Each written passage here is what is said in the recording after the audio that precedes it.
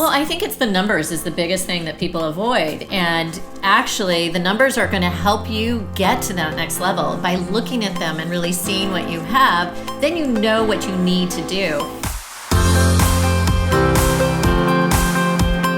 You're listening to Thrive by Design, business, marketing, and lifestyle strategies for your jewelry brand to flourish and thrive. Let's get started. Welcome to the Thrive by Design podcast. It's Tracy Matthews here, and this is episode number 69. And today, I have a special guest. Guess who it is? Hey everyone, it's Robin, and I'm so excited to be here. So it's very rare that Robin and I are in the same town. However, this year I feel like we've been in the same city a lot. Yeah, at least 3 or 4 times. It's been awesome. I know. So I'm here in San Francisco, sitting here with Robin, where we are planning our next year for Flourish and Thrive. And so we thought this would be a perfect opportunity to do an episode all about end of the year planning prep for 2017. So Robin's a planner. I'm actually, believe it or not, a planner, like a huge planner. I might not seem like it because I have more of a creative bent, but I love planning, and I think it's really important to successfully running your business and also growth. And if growth is something you're interested in, I know that any time that I've started a year without a proper plan, it's been really stifling. And I can tell you that there are some times when I don't plan very well and my team is frustrated, my growth isn't what I exactly want it to be. And you know, it has implications and ramifications when you don't plan properly. And so Robin and I were both in New York for our live event, and which was awesome. I know, it was awesome. The live event was awesome. If you guys haven't checked it out, you definitely should check out the recording because it was amazing. But Robin and I got our team together for an all-day meeting one day, and we had Inta, who is one of our mastermind coaches, come in and help us plan because that's one of her areas of expertise. Yeah, areas of expertise, one of her strongest qualities, and we love her for that. We love having her part of our mastermind specifically for that. But then also is a great help for us to like really map out exactly what we are doing for next year and where we're going. So I'm excited because we are going to walk you through some of the strategies, I guess I should say, and a few of the tactics that we used in that meeting and that we are also going to be using in our planning meeting for our mastermind and our Diamond Insiders Club, which is coming up soon. So really, really excited about that and excited to be on this call with Robin today because it's so fun to be on the podcast together. I know. I'm really looking forward to it. And planning for the year is something I love to do. So it is something you love to do. Wait, so real quick, can you believe that we've had this podcast for over a year now? I can't believe it. And then we're on episode 69. And I think your voice is actually more famous than you are now. Oh, wait, should I tell that story? Yeah, do. Oh my gosh. So I was at my photographer a couple of days ago. My production manager went to Cuba, so I had to actually do some work for her because I only have one member on my team. And I ran up to get a ring photograph because this guy was getting engaged really soon. And all of a sudden, like my back is like turned towards the computer because I was talking with the photo editor and we're talking about the color of the stone or something like that. I can't remember.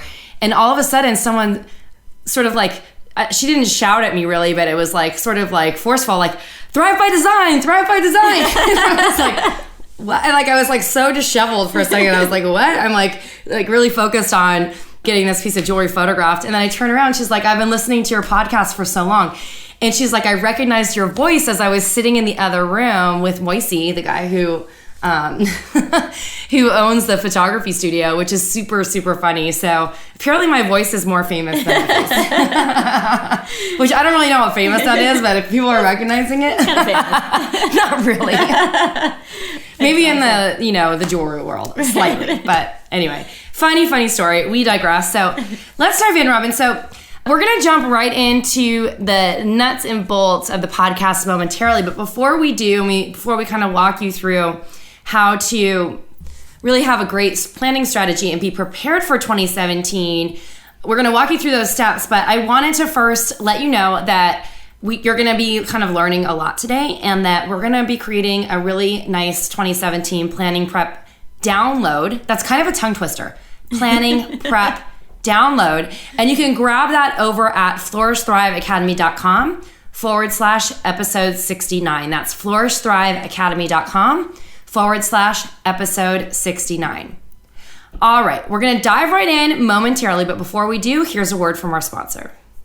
Today's sponsor is Nina Designs. I love Nina Designs for so many reasons, but primarily is because they have really unique and incredible jewelry findings, supplies, you name it, that are actually designed by jewelry designers for jewelry designers. That's right, Nina Cooper is actually a jewelry designer, the owner of the company, and so they're designing like a designer, which is super, super cool. They have a variety of different kinds of supplies, including charms, pendants, leather, tassels, silks, gemstones, and pearls, you name it. They kind of cover everything. And Nina Designs is also amazing because for the past 30 years, they've been inspiring beauty and creativity while still caring for people in the planet. They're a really sustainable, awesome company, and any jewelry designer would love to work with them, and you should too. But even more importantly, we all want to work with good peeps, and I just love Nina as a person. She's great. If you haven't listened to it yet, make sure that you check out episode number 53 because I interview Nina, who is rad. But even cooler is that Nina is offering a discount for the Flourish and Thrive and Thrive by Design community off your order. So you can grab $10 off by using the code THRIVE when you go to ninadesigns.com. So make sure you check out everything that Nina Designs is doing, which is super cool. And if you're joining us for our live event in September, you are super lucky because Nina Cooper of Nina Designs is going to be one of the keynote speakers. Grab your discount, go to Nina Designs, use the code THRIVE when you check out, all good. Okay, Robin, are you ready to dive in? I'm so ready. Okay, so we know, and Robin loves this first sort of step to having proper planning and to really be prepared. So, Robin, I'm going to let you sort of announce the first step because that's your favorite one. It totally is my favorite one. It's about evaluating this year. You can't really plan for next year if you don't know how you've done this year. So this is the time to really look at all of that. You want to measure your success, whether you increased or decreased, kind of what has happened over the year. Yeah, so what's happened over the year, which is really, really great. And as Robin said, you want to definitely make sure that you're measuring your growth. So you're evaluating this last year, like what, because we're right now, this episode is landing like at the very end of November, early December. So most of the years happened. We still have December on the books to kind of go forward. But we want to really be taking a look at our numbers now because if you start 2017 without any plan at all, like and you're diving into the year without knowing what you did for last year, that can kind of be, counterproductive. So we want to make sure that we're looking now, even though we still have a really busy month ahead of us with December and the holiday season, to see sort of where we are and to see and evaluate sort of our growth over the last year. Or even our non-growth. If you had a decrease, that's totally fine. No judgments or worries. There's a lot of reasons why that might happen, but it's just having that knowledge and understanding why. Right? Absolutely. I always say, if you don't know what you don't know. Yeah. So, you love to say that, right? I do. But it's so true. And knowledge is power. Knowledge is power. And one thing that I can tell you, when I had my wholesale jewelry business and I was selling to lots of stores and internally, I knew that things weren't going as well as I'd hoped, I really resisted ever looking at the numbers. I really set my business back by doing that because once I realized it's really not as bad as I think, or, this is where we are, this is how we're going to come out of this. There was so much power in that and we were able to totally turn things around and it changed everything. Absolutely. You know what, Tracy, if you're not having a super great year, that's okay. If you don't know what's going on, you can't fix it. Yeah, exactly. That's a really good way to put it. If you don't know what's broke, you can't fix it. Right. All right. So you start by evaluating last year. So you have your number, sort of a number, right? And other metrics. So there might be a lot of metrics that you're measuring your business by, and we're going to talk about that momentarily, but you don't want to get overwhelmed. So you can start with one metric and then start to build upon your planning for the next year. So when Robin and I were at lunch earlier, we were discussing and then Robin had all these ideas. Well, maybe they need to think about customers and maybe they need to think about, customer service and all these other parts of the business. I said, well, why don't we start with one and then we can sort of build out those other pieces later. So in the planning prep download that we're going to give you, there's going to be like an sort of an investigation, evaluation, so you can start thinking about those things before you just go all in on everything and then start to feel overwhelmed. So basically, you're going to take your number or evaluate like what was going on last year. Let's just start with a number, just because it's easier to work with numbers than like other metrics that maybe are a little bit more fuzzy. And then you're going to set a goal based on your desired increase for 2017. So that's the second step. So you want to set a goal. So you can think about it, and I know that this is part of the evaluation process, right, Robin? So you're looking at what you did this year and, for 2016, and then you might even look back as far as 2015 to identify the percentage of growth, right? Or the percentage of decrease. Hopefully you didn't have one, but if you did, good to know, right? Yes, and actually, Tracy, I like looking at 2 years. Okay, so if you have 2 years of data, if you've been you've been in business for 2 years, and you've been keeping track of everything. That's the key, right? The keeping track part. Look at those 2 years, and it really gives you some good indication of what's happening in your business. Yeah. I was talking to a designer who's doing like over $1 million in revenue, or she surpassed that number like a couple years ago. She will remain nameless, but really successful business, like super busy. She doesn't know what her numbers are for the year. And I'm like, girl, you got to get that stuff wrapped up, because like, think about how much more successful you could be if you just understood and like we're not working more on your business with the planning piece than in your business, like just reacting to things. So it doesn't matter where you are. This is really, really important thing to do. And I just want to add that if you keep track, if you get to evaluate your business, you get to see where maybe the holes are or the successes are, so you can actually change your focus, which is really helpful. Yeah. So that's so true, because like you might think that one source of revenue is bringing, or one source of effort, let's just put it that, sales effort or exposure effort, whatever it is bringing in a lot of your revenue or whatever it might be. But it might actually be the fact that it's something else. And if you don't look at that and you don't know, then you don't know. Right? Oh, I've got stories about that. I won't go into it right now, but I want to hear some stories. So when you're setting the goals, you need to set your must-have, nice-to-have, and stretch goals. So we talk a lot about stretch goals here, but there's a baseline that you need to have probably to survive, that you want to make sure that you're hitting that number, whatever it might be. And then you have a nice-to-have. And then you might have something that's a little bit harder, like you might not think that you're going to achieve it, but it's a stretch. You're going to go for it, right? So we do this at Flourish and Thrive Academy all the time. I also do this in my jewelry business. Like I know the numbers that I need to have in order to stay afloat. I know the numbers that I'd like to have in order to be like more profitable. And then I know the numbers that I'd really like to have in order to stretch and like sort of push beyond what I think is possible. So those are important things to know. And you can do this with all the metrics. So if you have like other metrics that you're trying to measure, if it's number of team members, or if it's number of customers that you have, or the number of stores that you're selling to, whatever it is, maybe it's the number of blogs that you've been placed on. Like there's all different metrics that sort of lead onto it. But I feel like in general, all these metrics sort of lead up to typically a number. That's how my brain works. I know not everyone's the same way, and money doesn't mean everything to everyone, but find a way that works for you in order to organize it and back it out that way. Well, and I just want to say, numbers might not mean much for some people, but it's what keeps you in business. It is. Right? That is true. Thanks for that little point there, Robin.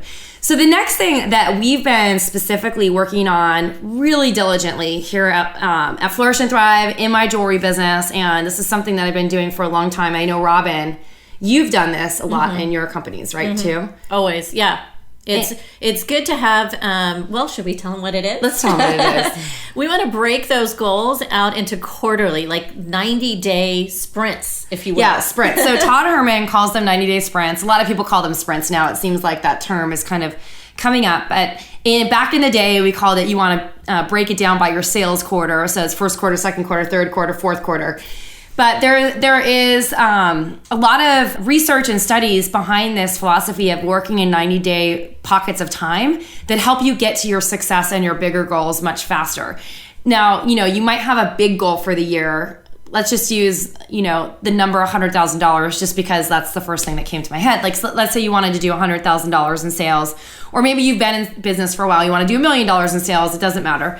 But if you're looking at, those quarters and you realize like, oh, I'd only have to do like, let's say first quarter, $30,000 to meet that metric, you can break it down into what you need to do every month, and you can sort of track past history to see. And that smaller number of $30,000 is a lot less overwhelming than that bigger number of $100,000. So it's so much more digestible, and you can actually, even from that 90-day, as Tracy was saying, like you can even chunk that down a little bit more. Yes. So you can really see, and by evaluating, the first thing you do is evaluate, right? By evaluating each quarter or each sprint, you can really see where you need to spend your focus. Maybe you do a certain amount of retail shows during a certain time frame, and you might want to repeat that. So just take a look at that and think in 90 days. Yeah.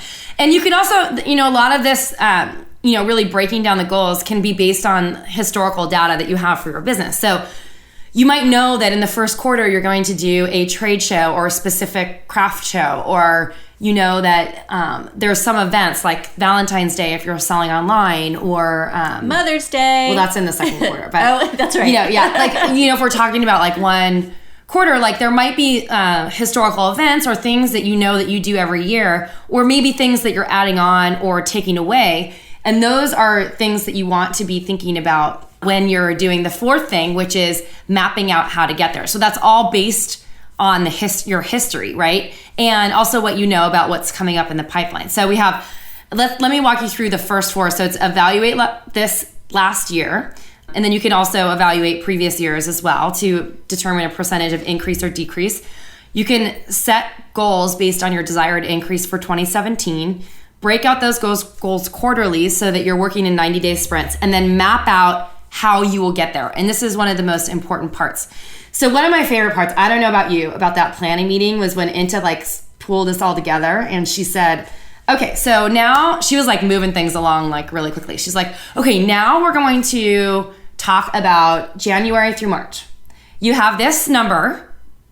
What are we going to do to get there? What's coming in? And so we it got our brains thinking, and we're like, okay, so we know we're going to have this much coming in from this part of the business. And we know that we're going to have, we're going to be laying the foundation. So we can set a goal for that. And then we know that we have other things that are coming up, or other trainings that we have planned that we might be presenting, or whatever it is. And so that we were able to really look at that quarter and break it down based on, events that we had planned or other things. And then in the quarters that we came up short, we're like, okay, so what are we going to do to fill this in? How are we going to do that? Are we going to get, generate more leads for that particular thing that we're doing? Are we going to try to build X, Y, and Z? So, you're always thinking about this. I know we're talking a little bit about Flourish and Thrive Academy, but if you want to relate it to it's the same really philosophy, but if you want to relate it to your jewelry business, I know that in my custom jewelry business, in order to hit, a certain revenue number or profitability number, I really look more at profits, because I could design a $5,000 ring and a $20,000 ring and make the same amount of money on it if I'm selling someone a diamond, because the diamonds have a much lower margin. So I don't make that much money off the diamonds. But, if you're thinking about it in terms of that way, I know that if I can book 5 clients a month, that I will make my goal every single month. So you can think about it in different ways to understand what's in the pipeline and what you already have going forward. And this is something that can be planned out far in advance, or it could be more of a tool that you say, okay, so I know in January I'm going to need to get 5 clients in order to make my number. But same thing, with any type of business, whether you have an online business, you might want to be focusing on driving more traffic to your site and improving your conversions. If you're doing wholesale, do you want to talk about that, Robin? Yeah, if you're doing wholesale, it's kind of the same thing as looking at customers. You're just looking at your accounts. Yeah. How many accounts do you have? How many accounts do you want to gain? Also, I want to say that you want to nurture the accounts you have. Yeah, and get maybe it's you're thinking your about reorders, how many reorders you're going to get, when you're going to be booking appointments at the shows. So you want to evaluate everything that's in your pipeline. Maybe any trade shows that you have, a new trunk show, any press hits that might be coming up. Bloggers, all the stuff that you have. So we have the, some things that are sort of short lead and some things that are longer lead.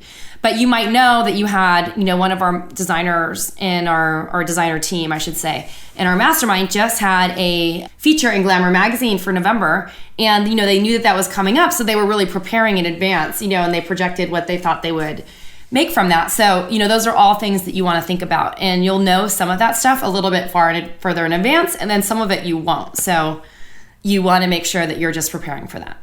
Absolutely. What else do you want to add to that, Robin? Because I feel like I just talked. Well, I think the key here is prepare. Yeah. Right? Yeah, but I also think, a lot of it is really like thinking strategically about how you can get there. I think for creative people, you work with a lot of creative people. What do you see? Like, what do you see them avoiding when it comes to this mapping out process? Well, I think it's the numbers is the biggest thing that people avoid. And actually, the numbers are going to help you get to that next level by looking at them and really seeing what you have. Then you know what you need to do. And then, like Tracy said, think in product. Think in how many pieces do you need to sell, or, how many more accounts do you need to get. So that's really helpful looking at it that way. And I would say, looking at history is super important. That's another thing I really think is really going to give you a lot of information and a lot of just kind of feed in evaluating your whole business.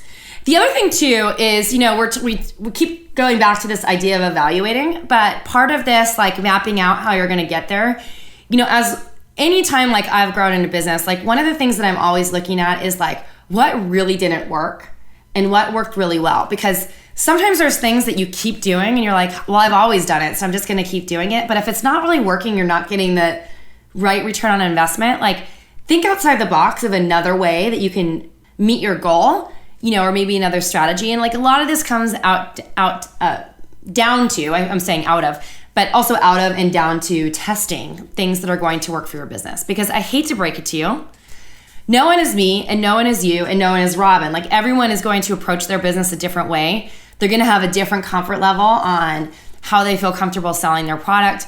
And they're also going to have things that they're really good at. Like, there are some designers in our community who are like insanely good at building a community on Instagram. And it's like ridiculous. Like, Mary from Garden of the Sun Jewelry has like 37,000? Like a gajillion like Instagram followers. She posts like one thing and gets like, tons of sales off of her Instagram thing. Now, I do get sales from Instagram, but I can't say that that's my number one driver of traffic. Whereas for someone else, it might be. So you need to really think about what's working for you. And if you're still not sure about what's working for you, test.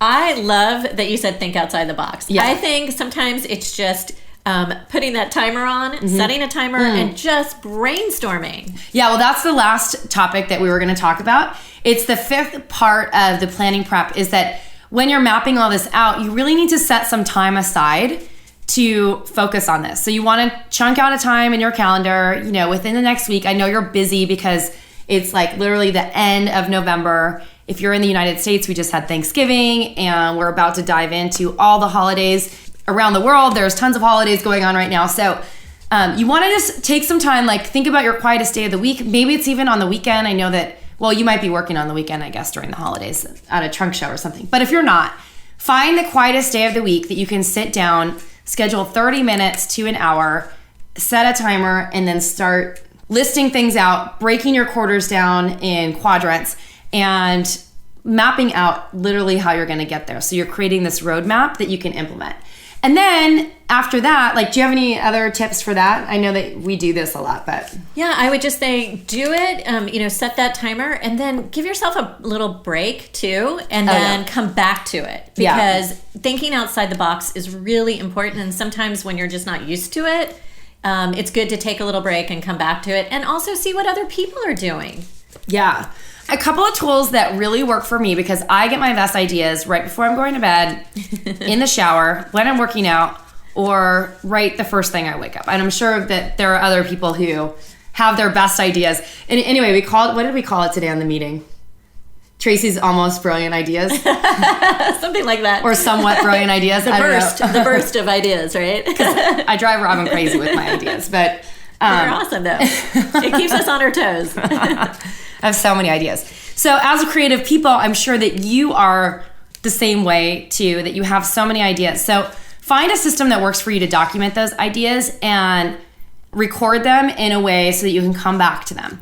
So I don't often have time to sit down on my computer to type things out. But for me, opening up a notepad on my phone when I'm like walking around the city or at the gym or something, I can just like get a brain dump out and like get it out on paper, and I might not even ever look at that note again, but it's just a reminder that it infuses in my mind that was an idea to come back to. Or what I've started doing is recording myself. So I had a brilliant idea for an email I wanted to write for my fundraiser for Africa. So I just like recorded my voice on a recording app on my phone, and I was able to come back to that later when I wanted to actually write the email. So it's the same thing with planning. Like if you come up like in your most zone of genius creative times when you're coming up with ideas, think about a way that you could document it if you're not in a place where you can actually write it down and think it through thoroughly. What did you say? Absolutely. I think that's actually talking into your phone or doing something like that. I think that's going to really, it saves you time. You don't even have to really think about it. You just do it and come back to it. So I think my team on both sides is like really annoyed with me now because they keep getting these random messages from me that kind of aren't totally properly grammatically correct, because I started actually talking into the Siri on my phone to do regular text or to talk into Slack, because my thumb started hurting because I have so many ideas and I was like writing them down so much. But then also, if you haven't noticed, in the 4.5 years that we've been supporting you at Flourish and Thrive Academy, I talk fast. So just a little bit. I can talk a lot faster than I can type. So that's my fastest method of getting things out of my head. So another thing that I started doing, which I think is a really great hack, and I've been trying to get Robin to do this too, occasionally, is to actually use the dictation app on Google Docs or your computer. Like a lot of computer systems and applications have a voice to text application that can be used to get all that stuff out and into a document and in one place. So you can house it on a cloud-based system. If you have a smartphone, you can hook up Google Docs and to your phone. You can use Google Docs on your computer. And then like if you're out and about or something, or picking up your kids from school and you have a brilliant idea and you're just sitting there waiting there, you don't have to try and like transpose it from a different place. You could just literally go right into that document, talk into your phone, it's transcribed, and then you can clean it up later. I know, I love that. Actually, it's really helpful. So if you haven't tried it yet, just give it a try. Give it a try. All right, Robin, so what are your final words? I feel like I've been talking more than you. And you're like the one who loves the planning. So what are your final words on end of the year planning prep for 2017? I just think you need to make time for it. I know there's sometimes feels like there's not enough time in the day, but make time for this. Maybe go do something nice for yourself. Yeah. Take yourself out to lunch, but take the time to do this. It'll pay off tenfold in 2017. So Inta and Justin Crane, Inta, our mastermind coach, Inta Ivins, who's one of our mastermind coaches, and Justin Crane, who will be featured on episode number 71. So stay tuned because that's coming up in 2 weeks.